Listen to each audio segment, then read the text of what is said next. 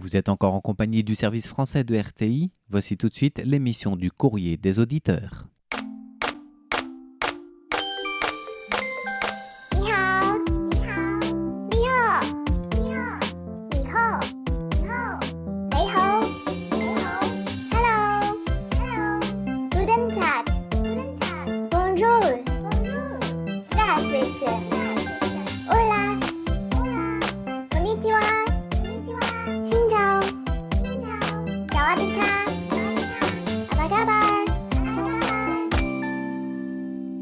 Bonjour à toutes et à tous, c'est François-Xavier Boulet. Et Floriane Day pour vous présenter le courrier des auditeurs de cette semaine. Exactement, un courrier qui va commencer, comme vous allez le découvrir dans un bref instant, si vous nous rattrapez en cours de route, sur les chapeaux de roue, puisqu'on a pas mal de choses à vous annoncer. On a bien sûr des gagnants à tirer au sort, on a un nouveau concours que vous attendez toutes et tous, alors n'hésitez pas à prendre papier et crayon pour le noter ou à vos claviers pour noter la question qu'on va vous révéler dans un court instant. Mais pour l'heure, on doit annoncer quoi à nos auditeurs ? On doit leur annoncer les gagnants du Exactement. concours trimestriel. Un petit roulement de tambour. C'était le deuxième trimestre de cette année 2023, donc du mois d'avril au mois de juin. On demandait quoi exactement comme question ? Alors, pour ce concours trimestriel, Oui. on demandait... Il faut remonter dans Petit les roulement archives de tambour. pour retrouver Pour dans me les donner le archives. On demandait quelle est la prochaine ville en Europe qui sera desservie par une liaison aérienne commerciale directe. Voilà, donc la question était au futur puisque c'était pour le deuxième trimestre de l'année, mais c'est effectif depuis le mois de juillet. Et cet été, il paraît qu'ils sont nombreux et nombreux à avoir profité de cette liaison directe. En tout cas, on peut le dire d'après les statistiques puisque le vol continue. Donc c'est que ça marche. Alors, quelle est la ville reliée depuis Taipei ? C'est Prague de mémoire, Exactement. parce que C'est ça. on ne l'avait pas écrit sur notre petit calepin de concours. Mais c'est exactement cette ville, en effet. Donc qui est j'ai reliée droit à depuis gagner Taipei. un objet, mais j'ai bien répondu alors que j'avais pas la réponse sous Tu les as le yeux. droit à toute l'estime du service français, ce qui est déjà beaucoup. Et c'est pas tout le monde qui a droit. Non, en fait, on n'a que 3 cadeaux pour ce concours trimestriel, Oui, donc on on va va le les réserver. laisser à nos auditeurs et auditrices. Exactement. Alors, qui a gagné ce petit cadeau ? C'est quoi d'abord le cadeau ? Alors, le cadeau, c'était un calepin naturel décoré de lieux ou d'animaux de Taïwan. Voilà, un joli petit carnet qui donne envie, en effet, d'écrire plein de petites choses dessus. Alors, on a qui Voilà. comme gagnant ? Alors, on a Daphné Arans. Eh bien, félicitations à notre auditrice qui nous écoute depuis le sud de la France. On a qui encore ? On a Nicolas Pénarin. Nous avons aussi... Emmanuel Nicodème. Eh bien, félicitations à nos 3 gagnants pour ce concours trimestriel. Et n'hésitez pas à participer au concours actuellement en cours si vous n'avez pas remporté un cadeau dans la liste des gagnants, parce que c'est comme à la Française des Jeux ou au loto pour ne pas nommer de marque. 100% des gagnants tentent leur chance au niveau des concours du service français de RTI. En tout cas, on attend vos nombreuses participations pour les nouveaux concours, notamment le concours du mois de septembre qui vient de débuter et dont la question va vous être révélée tout de suite. Mais j'avais envie de révéler d'abord la question trimestrielle. Voilà, donc C'est on pas va... une révélation. Alors, c'est un rappel. On va la rappeler quand même. Exactement. On demandait quel est le nom de l'auditeur et animateur à RTI qui a récemment disparu en Chine. Oui, alors ça, récemment, et ça fait même... Oui, ça vu que la question est trimestrielle, ça commence à faire, malheureusement. Et il est toujours voilà, pas revenu. toujours pas revenu. Toujours pas de nouvelles. Oui, c'est un petit peu les conditions tristes de celles et ceux qui sont retenus comme cela, malgré quoi contre leur gré tout simplement en Chine, voilà, pour les raisons de non-liberté ou d'avoir trop parlé de liberté ou d'autres choses, qui sait. En tout cas, voilà, il est animateur à RTI, il n'est pas que animateur à RTI. Il est également éditeur. Voilà, et c'est probablement plus pour son travail d'édition qui fait qu'il est retenu en Chine. De qui s'agit-il ? C'est à vous de nous le dire pour tenter de remporter... Un arrosoir de poche en métal. Voilà. Donc un petit cadeau gadget trouvé par Tiffany sur le marché de Chilong, tout comme le cadeau du mois de septembre qui est aussi signé Tiffen. Alors qu'est-ce que ce sera le cadeau ? Est-ce qu'on peut dire le cadeau avant la question ? Eh bien oui, ça changera, et de toute façon, la générosité de Tiffen fait que les auditrices et auditeurs sont nombreux à participer au concours pour gagner ces petits cadeaux offerts par Tiffen, n'est-ce pas ? Alors, c'est quoi le cadeau du mois de septembre? Ça sera un petit porte-clés Mhm. robot décapsuleur. Voilà, c'est un porte-clés qui a un petit robot et qui est fait aussi décapsuleur. C'est pas mal. Et Donc, donc c'est un le double robot, porte-clés, en c'est fait. c'est l'image. C'est ça. Voilà. Il n'a pas une fonction de robot. Non, c'est un petit robot, comme si c'est un pendentif robot à côté du porte-clés décapsuleur. Et donc il y en aura 6 à gagner. 6 gagnants, pas mal pour un concours mensuel, dont la question est... De combien de signatures Monsieur Terrico a-t-il besoin pour valider sa candidature à la présidentielle de la République de Chine, Taïwan? Voilà, donc on sait que en effet, la présidentielle taïwanaise, la campagne, elle n'est pas officiellement lancée, mais il y a quand même déjà pas mal de candidats, enfin pas mal, il y en a au moins 3 ou 4 que vous connaissez sans doute tous, 2 ou 3 qui sont peut-être beaucoup moins connus du public, mais dont les noms ont déjà été évoqués. Après le lancement de la candidature officielle, je crois que ce sera qu'au mois de novembre, sachant que l'élection, ce sera le 13 janvier prochain. Exactement. Alors, combien de signatures pour valider une candidature, sachant qu'il se présente en étiquette indépendante? On en a parlé en début de semaine, genre lundi quand il a fait son annonce officielle, quoi. Voilà, pour ne pas vous donner d'indices précis pour... Exactement, pour aller chercher sur notre site. Terriguo. Voilà, Guo Timing en chinois. Oui, donc le mania de Honghai, c'est-à-dire Foxconn pour le nom anglais de cette société, qui n'est plus d'ailleurs président de cette société, mais qui en reste le fondateur. Et qui est très connu aussi parce qu'il est très riche grâce à cette société. Oui. C'est l'une des plus grandes fortunes de Taïwan. Tout à Ou fait. la plus grande fortune, peut-être même. Je suis pas sûr qu'ils le soient encore, mais l'une des plus grandes, ça c'est L'une des certain. plus grandes, ouais. Voilà, donc il se lance dans la présidentielle sous étiquette indépendante. Si vous avez suivi un petit peu l'actualité, il avait déjà été évoqué pour une primaire qui n'a pas eu lieu d'ailleurs, mais pour se présenter sous l'étiquette du Kuomintang. Et finalement, le Kuomintang a désigné un autre candidat. Au moment où Royoi a été désigné candidat, Guo Taming avait dit, en félicitant son rival, entre guillemets, qu'il ferait tout pour soutenir sa candidature. Finalement, aujourd'hui, tout pour soutenir Royoi. Est-ce que c'est se présenter en candidat indépendant? La question se pose.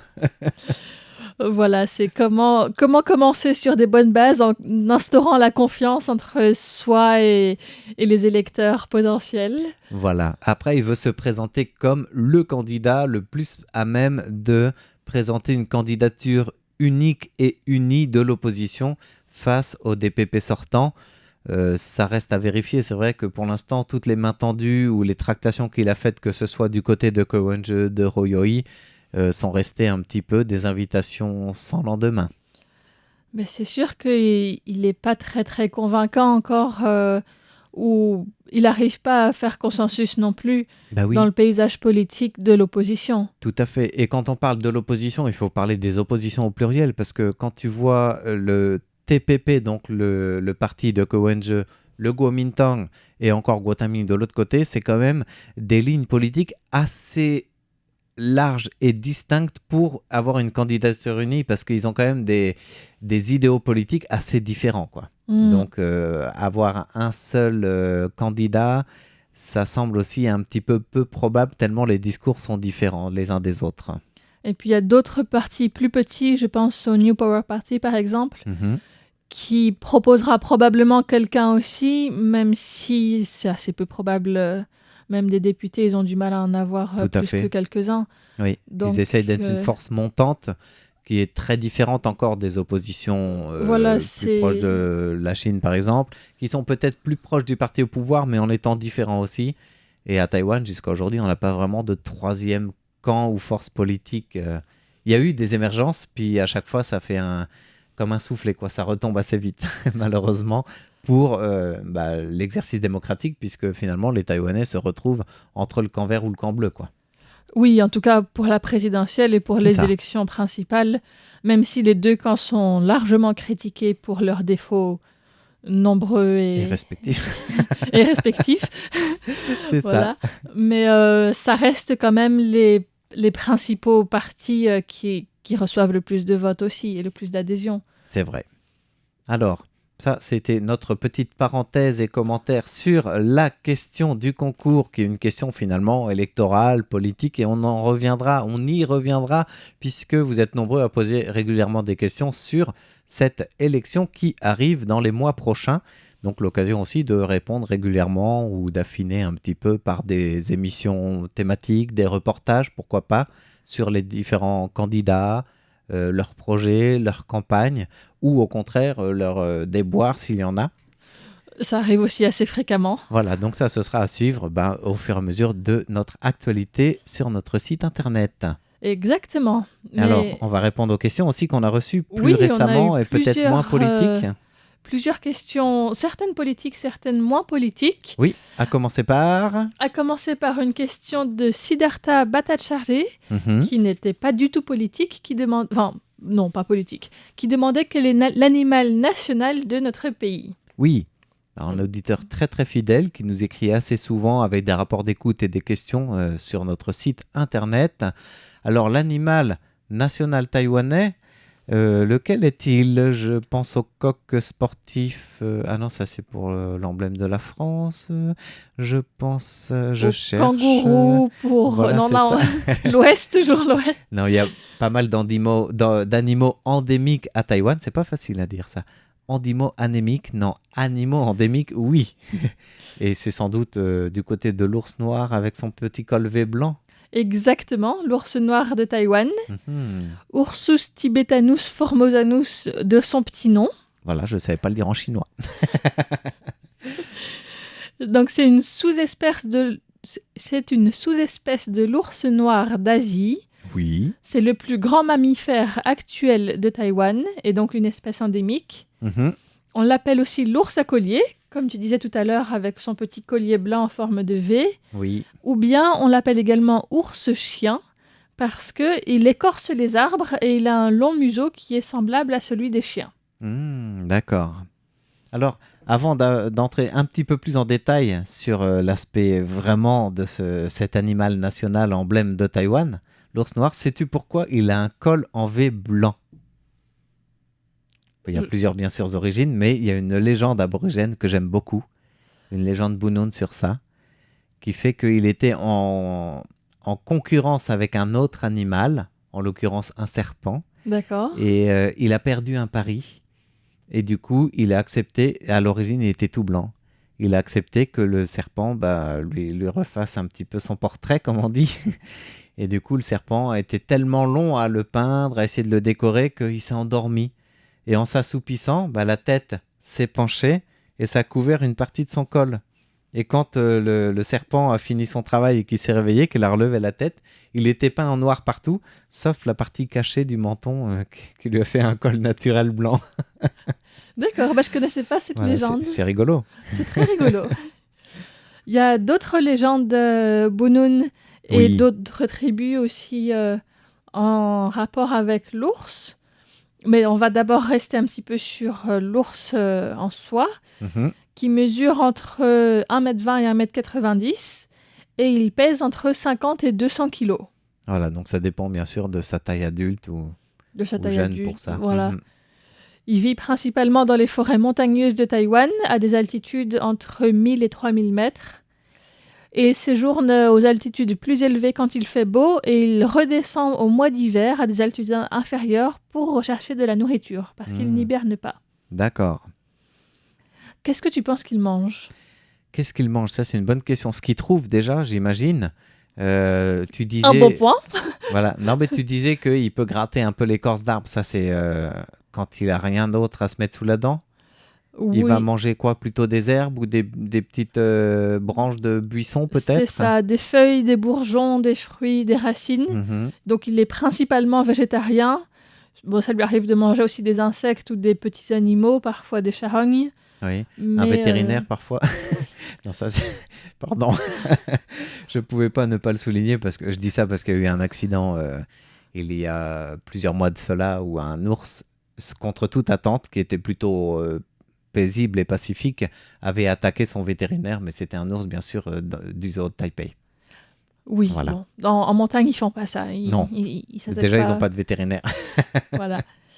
Ils apprécient plutôt la végétation au printemps, les fruits et les baies en été, et puis les glands et les noix en hiver, en automne et en hiver. Donc ils s'adaptent vraiment à ce qu'ils trouvent dans leur milieu de vie, quoi. C'est ça.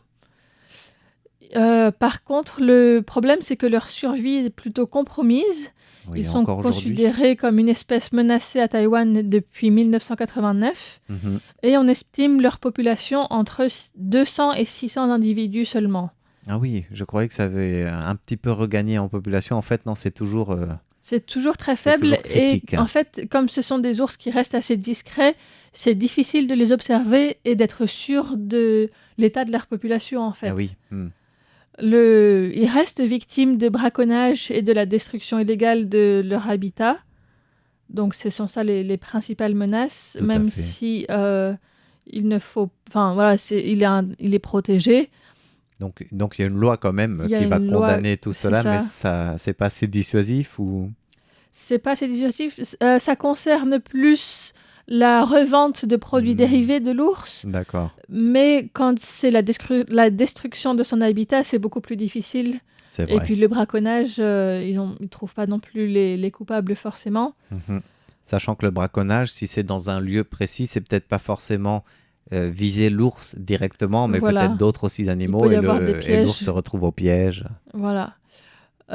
Par contre, un institut de conservation de la faune et l'Université polytechnique nationale de Pingdong trouvent que si l'ours arrive à survivre, c'est entre autres dû aux mythes et aux tabous traditionnels des autochtones taïwanais. Ah oui, Voilà, donc ça m'a aussi un petit peu surpris.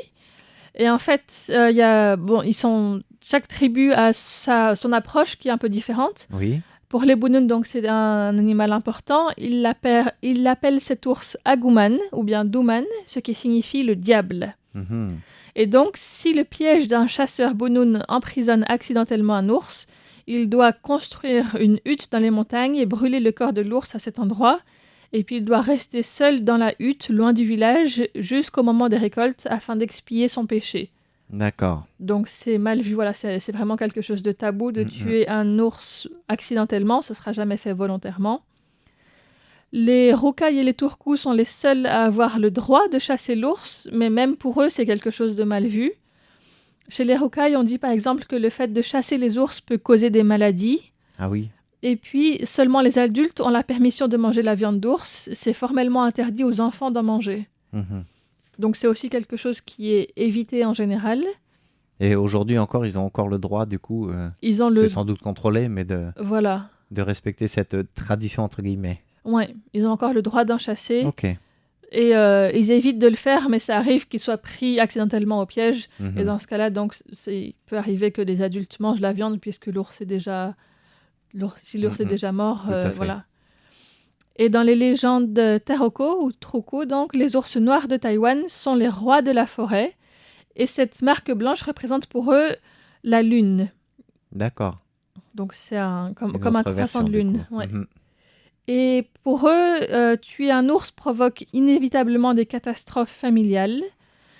Les chasseurs qui tuent des sangliers sont considérés comme des héros, alors que les chasseurs d'ours ne sont pas admirés. D'accord. Donc, faut bien choisir sa proie. Voilà, ça reste quand même si c'est autorisé dans certaines tribus et que les autochtones sont effectivement ceux qui vont peut-être le plus chasser et braconner dans la forêt, l'ours n'est pas du tout leur prise principale ou leur objectif en tout cas. Oui. Bon, ça arrive quand même malgré tout, hein, puisqu'on a eu déjà la semaine dernière 2 cas d'ours qui ont été reportés, attrapés par des pièges en montagne. Je pensais à ça, à Roilienne, c'est ça, C'est sur la ça. côte Est. À Hualien dimanche dernier. Oui. Et donc, une équipe de 30 personnes a été envoyée en montagne pour essayer d'atteindre cet ours. C'était difficile parce que c'était dans un endroit assez escarpé, donc Oui. ils ont dû couper plusieurs arbres à la tronçonneuse pour avoir accès à l'ours. Ouais. L'ours, il suffisait de le libérer, il était encore en vie, mais il était coincé au piège. Alors, c'était une femelle adolescente D'accord. qui pesait juste 34 kilos, donc Ah oui. c'était encore une jeune. Un tout petit bébé, quoi, une oursonne. Voilà, bon, 34, c'est quand même pas si petit que ça, mais voilà. Et donc, sa patte avant était coincée dans un piège depuis au moins 2 jours. Et donc, elle était trop abîmée et elle a eu besoin d'être amputée. Donc, elle est pour l'instant dans un centre, dans un refuge pour la vie sauvage qui s'appelle Wild One, en observation. Et l'objectif, c'est qu'elle arrive à se récupérer et être relâchée dans la nature, même si donc elle a perdu une patte. C'était un groupe de jeunes adolescents randonneurs qui ont reporté l'animal et donc ils ont été remerciés par les autorités pour avoir cet acte citoyen. Voilà, pour cet acte citoyen, pour avoir porté l'attention sur cet ours qui a pu recevoir des soins. Et c'est le 2e incident d'un ours attrapé, puisqu'il y en avait un autre à Taidong récemment. Et en 4 mois, il y a eu 6 incidents de la sorte. Donc ça reste beaucoup. Oui, comme tu disais, s'il y a environ 600 maximum ours à Taïwan et que tu en as 6 qui sont pris en un mois dans des pièges. 4 mois. Ouais, en 4 mois, pardon. Ça fait quand même 1% de la population qui est sinon décimée, du moins soit attrapée au piège ou abîmée ou blessée. Ouais, c'est terrible comme constat, en effet. Voilà, donc l'office forestier de Hualien est en train de travailler avec plusieurs organisations autochtones dans cette région-là pour essayer de faire des patrouilles et d'éliminer les pièges qui ne seraient pas sûrs. Ils essaient d'encourager aussi les chasseurs à améliorer leur matériel pour éviter que ça se reproduise ou en tout cas limiter la fréquence de ce type d'incident. Sachant que ces pièges, ils restent illégaux en grande partie parce qu'ils ne peuvent pas normalement les mettre comme ça dans la nature et puis attendre que la proie arrive, quoi, quel que soit l'animal visé. Ça doit être encadré, oui. C'est vraiment du braconnage, quoi, là. Ouais. Tout à fait. Donc voilà, il y a des numéros auxquels c'est possible d'appeler en cas de rencontre avec un ours. Une rencontre fortuite ou une rencontre comme ça de piège. Ouais. Allô, j'ai déjà un ours devant moi. Voilà, c'est ça. Il est pris au piège, j'ai pas mis le piège, mais je sais pas comment le libérer. Qu'est-ce que je fais? Venez vite. Voilà, donc si jamais vous êtes en randonnée à Taïwan et que vous trouvez un ours dans un piège, vous pouvez appeler le 0800 000 930. Eh bien, c'est bien noté. En tout cas, un grand merci Floriane pour ce dossier de la semaine et puis aussi à notre auditeur pour cette question. Voilà. On salue aussi Guy Lelouet qui nous écoute depuis la France et qui a une question sur les disciplines olympiques dans lesquelles Taïwan aura des chances de médaille à Paris l'année prochaine. Alors, c'est une grande question. Déjà, qui est qualifié? On en a beaucoup, pas beaucoup? On en a 6 pour l'instant, ou 7 déjà? 6 de sûr, en effet. Sachant qu'au total, au Japon, sais-tu combien il y en avait lors de la dernière édition des JO d'été? Piège, je dirais une quarantaine. Alors c'est beaucoup plus, c'était 68 athlètes. 68 Une délégation d'un peu plus de 100 personnes au total, mais 68 athlètes pour 18 disciplines en lice sur les 33 sports proposés. D'accord. Ça, c'était au Japon. Il n'y a que 3 ans d'écart entre Paris et le Japon à cause de l'épidémie qui a reculé d'une année les JO de Tokyo, mais quand même sur 68 athlètes, là on va vous dire sinon ça fait peu, mais il y a encore un an, c'est ceux dont on est sûr qu'ils ont déjà leur ticket olympique, soit parce qu'ils ont participé à une compétition et qui ont été champions dans leur catégorie, ou qu'ils ont passé les minima olympiques, comme on dit, en compétition internationale. Voilà. Alors, on a qui en quelle discipline pour l'instant? Alors, on a 2 personnes en athlétisme. Oui. Donc, Pang Mingyang et Lin Yutang, en 400 mètres haies et saut en longueur respectivement. C'est bien pour Taïwan, sachant que il n'y a pas peu d'espoir de médaille dans ces catégories en général, en athlétisme pour Taïwan, mais le fait d'être présent, c'est déjà énorme, surtout pour le 400 mètres haies. Chez les hommes, c'était inattendu avec un record national à la clé. Oui, donc il y a une perspective d'évolution intéressante. Voilà. Là où il y a beaucoup plus de chances d'obtenir des médailles, c'est en tir. Alors en tir, on a un champion taïwanais dans la discipline du tir au pigeon. Ça se fait plus au tir au pigeon aujourd'hui, mais c'est des disques, des assiettes ou des disques qu'on lance. Et il y a un certain Yang Quanpi qui est... il était 3e au championnat du monde de l'année dernière et il était aussi médaille de bronze il y a 2 ou 3 ans. Donc il a quand même un habitué des podiums internationaux. Pourquoi pas une médaille dans ce domaine. Et puis on a aussi 2 autres femmes en tir qui sont qualifiées dans des catégories assez intéressantes, n'est-ce pas? Oui, en tir au pistolet à 25 mètres, il y a Tian Jiachen. Oui, c'est une des premières qualifiées. Je crois que c'est la 2e athlète qualifiée de toutes catégories confondues. Et l'autre qui était la dernière à être qualifiée parmi ces 6-là, c'était en skeet. Oui. Et c'est Lin Yichun. Voilà. Et alors, Lin Yichun, pardon. Lin Yichun, c'est intéressant. Elle a 42 ans. Elle a 21 années de carrière dans sa discipline et c'est sa 2e médaille d'or. Donc, elle a commencé toute jeune, à 20-21 ans, à être médaillée sur des compétitions internationales. Et c'est la 2e fois qu'elle est championne du monde en 21 ans de carrière. Donc, ce serait une belle apothéose pour elle de terminer les JO de Paris avec une médaille autour du cou. Pourquoi pas? Parce que là, elle a eu cette médaille d'or à quelle occasion? Championnat du monde. Championnat du monde. Ouais, de tir, donc dans sa catégorie. Elle n'a jamais été médaillée olympique, mais il faut un début à tout, surtout qu'elle va bientôt prendre sa retraite sportive. Alors, c'est quoi le skeet? Est-ce que tu peux nous expliquer un petit peu? Je ne sais pas trop exactement ce que c'est comme catégorie de tir, mais ça marche à points. Donc, il y a plusieurs tirs, plusieurs séries de tirs, et on additionne les points, je crois, par rapport au nombre de cibles touchées. Et elle avait fait 40 points, lui assurant ce titre-là pour ses championnats 2023, mais je ne sais pas trop plus que cela. Il faudra qu'on en cherche davantage.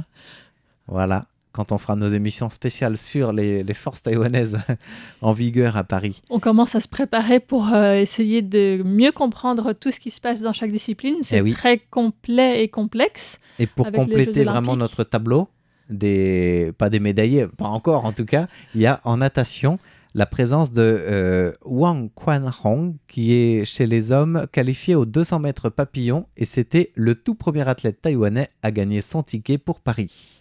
Voilà, donc il a déjà son petit moment de célébrité grâce à ça. Alors on est encore une fois loin des 68 athlètes de Tokyo. Au niveau espoir de médaille, on pense surtout au badminton avec Dai Ziying qui va prendre sa retraite après et qui aimerait terminer là aussi en beauté. Elle avait terminé en argent du simple dame à Tokyo avec une petite déception. On pense aussi en cheval d'arçon, donc en gymnastique. Quand même un double, voire triple médaillé des Jeux universitaires, un certain Lee Jukai, qui est aussi champion du monde. On aimerait qu'il soit porteur de médaille pour une discipline dans laquelle Taïwan est rarement présent. En haltérophilie aussi, il y a en haltérophilie, probablement... Guo Xingchuan, qui elle est championne du monde de sa catégorie sur plusieurs années consécutives, qui sera présente et qui a d'ailleurs un titre à défendre, 59 kilos chez les femmes. Voilà, du judo, du tir à l'arc, beaucoup. Du taekwondo. Mais le badminton, encore une fois aussi, avec la belle surprise de Tokyo, pourquoi pas au double aussi homme. Tennis ou autre jeu ping-pong. Voilà, peut-être plus ping-pong que tennis pour les espoirs vraiment de médailles, mais c'est sûr que Taïwan aura une délégation assez forte et au fur et à mesure des qualifications, on vous tiendra au courant sur le site internet de RTI. Voilà, donc c'était le courrier des auditeurs de Radio Taïwan International, présenté par Florian Dai et François-Xavier Boulet pour RTI. Merci de votre écoute.